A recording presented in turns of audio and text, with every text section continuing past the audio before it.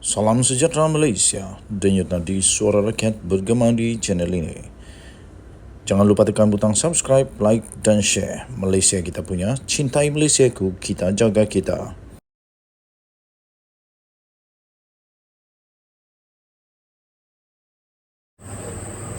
Salam sejahtera Malaysia, denyut nadi suara rakyat bergema di channel ini. Baru-baru ini ada satu isu yang cukup panas, cukup memeranjatkan, iaitu tiba-tiba Muhyiddin Yassin terkena jangkitan kepada pengeluaran fatwa. Baru-baru ini beliau dikatakan telah mengeluarkan fatwa. Saya tak tahulah sama ada sengaja atau tak sengaja, tapi dia telah berkata haram undi Pakatan Harapan. Akhirnya polis membuat keputusan akan memanggil Muhyiddin Yassin berhubung isu fatwa haram undi Pakatan Harapan. Polis akan mengambil keterangan pengerusi Perikatan Nasional PN iaitu Muhyiddin Yassin berhubung kenyataannya bahawa adalah haram untuk mengundi calon Pakatan Harapan PH dalam pilihan raya kecil PRK Pulai. Dalam satu kenyataan malam tadi, Ketua Jabatan Siasatan Jenayah Bukit Aman, Muhammad Suhaili Muhammad Zain berkata, polis telah menerima 2 laporan polis berhubung ucapan bekas Perdana Menteri itu pada 2 September. Kata Muhammad Suhaili, polis akan merakam keterangan Muhyiddin Yassin pada 11 September di pejabatnya di Kuala Lumpur. Semasa ceramah di Kempas, Muhyiddin Yassin mengisytiharkan adalah haram untuk mengundi calon PH Pulai Suhaizan Kayat sambil merujuk kepada penegasannya sebagai fatwa. Ketua Muda Pulai Amanah Muhammad Harith Hambali akhirnya bertindak membalas dengan membuat laporan polis terhadap Muhyiddin Yassin. Katanya ia adalah ucapan ridikal dan sesuatunya yang sepatutnya tidak berlaku di Pulai, katanya. Namanya lagi, apa yang diperkatakan juga boleh mengelirukan pengundi, katanya. Sementara itu, Suhaili berkata polis telah menyelesaikan siasatan terhadap ucapan Presiden PAS Abdul Hadi Awang yang didakwa mempersoalkan kuasa lembaga pengampunan. Kata siasatan itu akan dirujuk kepada Jabatan Peguam Negara tidak lama lagi untuk tindakan selanjutnya. Dalam ucapan pada 26 Ogos yang lalu itu, Hadi Awang didakwa berkata proses pemberian pengampunan di Malaysia bertentangan dengan ajaran Islam, di mana sepatutnya keluarga mangsa yang berhak untuk memberi pengampunan dan bukannya lembaga pengampunan. Timbalan Ketua Polis Negara Ayub Khan Maidin PC memberitahu pemberita pada Isnin, polis akan mencadangkan agar Hadi Awang didakwa mengikut Seksyen 4 Akta Hasutan 1948 dan Seksyen 233 Akta Komunikasi dan Multimedia 1998. Menurut Suhaili, siasatan terhadap Hadi adalah satu-satunya kertas siasatan yang membabitkan isu 3R, kaum, agama, royalty daripada kempen pilihan raya kecil Pulai. Okey, tuan-tuan dan puan-puan yang dihormati sekalian, saya pun tidak pasti kenapa Muhyiddin keluarkan fatwa itu, tetapi bagi saya itu agak tidak adil lah, tidak adil. Mana mungkin boleh terus tiba-tiba saja membuat andaian menghakimi manusia itu haram, dan haram itu kalau mengundi, kalau hukumnya haram tu dosa besar, boleh masuk neraka tu. Jadi mana mungkin manusia boleh menghakimi manusia untuk halal haram dan surga neraka? Tak boleh. Kita hanya boleh menghukum mengikut konsekuensi dia saja, kesan-kesan dia saja, itu undang-undang Malaysia. Tetapi untuk sama ada di atas daripada kuasa manusia, iaitu surga neraka, itu saya fikir itu kita tidak berhak di antara manusia dan manusia untuk menetapkan bahawa kita masuk surga atau masuk neraka, haram atau halal. Apatah lagi kalau ini hanya permainan politik.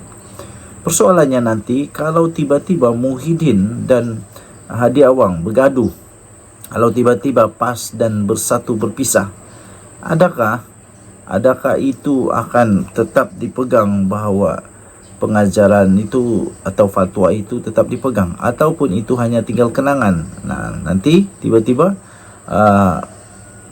Apa pula pendapat Muhyiddin kalau sudah berpisah dengan PAS nanti ataupun sudah berpecah Perikatan Nasional? Tak mustahil, sebab dulu Muafakat Nasional pun cukup kuat. Muafakat Nasional cukup kuat di antara UMNO dan PAS. Tapi selepas itu berpisah dan sekarang tiba-tiba dah jadi seteru di dalam politik. Okay, so Denyut Nadi Suara Rakyat bergema di channel ini. Jangan lupa tekan butang subscribe, like dan share. Bye. Salam sejahtera Malaysia. Denyut Nadi Suara Rakyat bergema di channel ini. Wow, ini pengakuan yang cukup mengejutkan daripada Atok, daripada seorang yang sudah berusia hampir 100 tahun. Rupa-rupanya ini pendedahan pengakuan daripada Mahathir sendiri Yang ni Mahathir sendiri yang akui. Ini tak payah orang nak tolong dedah, tak payah orang cuba-cuba untuk korek-korek, bongkar sana sini, tidak perlu. Kerana apa? Mahathir sendiri mengakui bahawa dia dah 9 kali dipanggil polis berkaitan 3R. Itu kata Dr. Mahathir.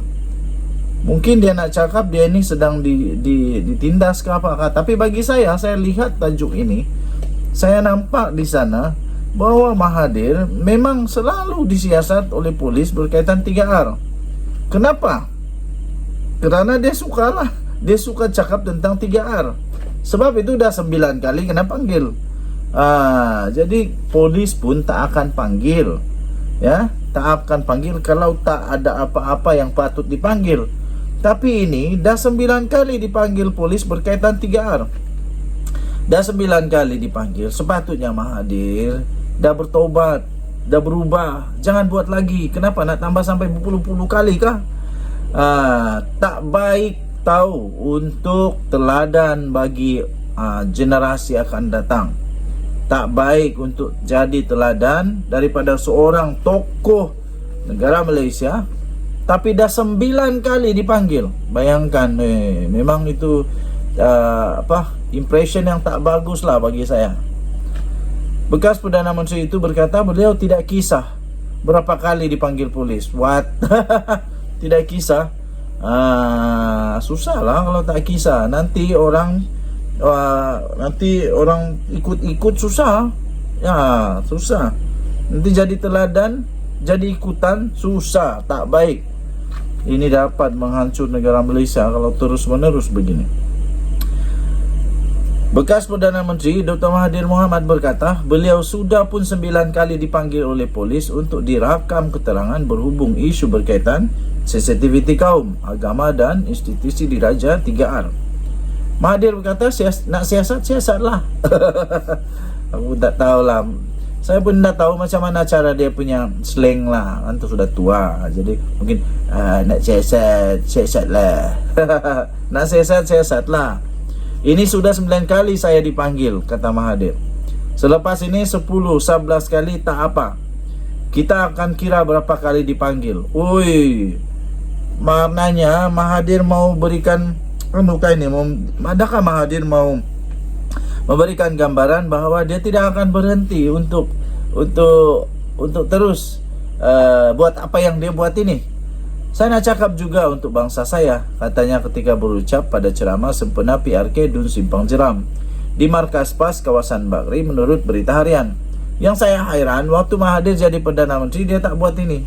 Dia tak buat ini, malahan dia selalu cakap Melayu mudah lupa, Melayu pemalas lah. Tapi sekarang tiba-tiba sudah bukan jadi Perdana Menteri, baru dia nak buat macam begini. Saya pun tak pasti kenapalah. Pada hadir sama pada ceramah itu adalah seteru musuh ketat Mahathir dulu. Politik tetap politik. Bermusuh hari ini, bulan depan dah jadi rakan kongsi yang sanggup buat apa saja. Hadir sama adalah pengurusi Perikatan Nasional Muhyiddin Yassin yang pernah memecat Mahathir. Mahathir pernah saman di mahkamah.